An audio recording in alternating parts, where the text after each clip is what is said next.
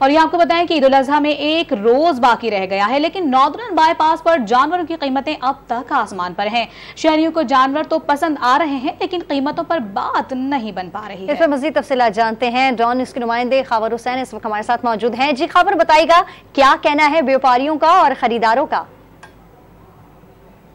जी, इस वक्त मैं कराची की मवेशी मंडी में मौजूद हूँ और आप मेरे अकब में देख सकते हैं कि आज चूंकि आखिरी दिन है और कल ईद है, लोगों की ख्वाहिश है कि आज किसी भी तरह से जानवर खरीद लें, लेकिन आज भी वही मार्केट है और वही मंडी के रेट हाई हैं। लोग जानवर खरीदने यहाँ पर जो आए हुए हैं, हम उनसे बात करते हैं, उनसे जानते हैं। जी बताइएगा, सौदा नहीं बना अभी तक आपका? अभी तक सौदा नहीं बना है, बस माल महंगा है, बस सौदा अभी तक नहीं बना। क्या आपने क्या दाम लगाए और क्या मिल रहे हैं?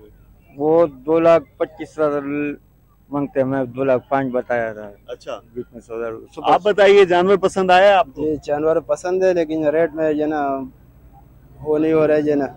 तो आज तो आखिरी दिन है, इनको भी ये बेच बाच के आज जाना है अपने गांव में, वापस जाएंगे। क्या क्या बन जाएगा सौदा? नहीं, इंशाल्लाह बनेगा, क्यों नहीं बनेगा जो ना, कोशिश कर रहे हैं।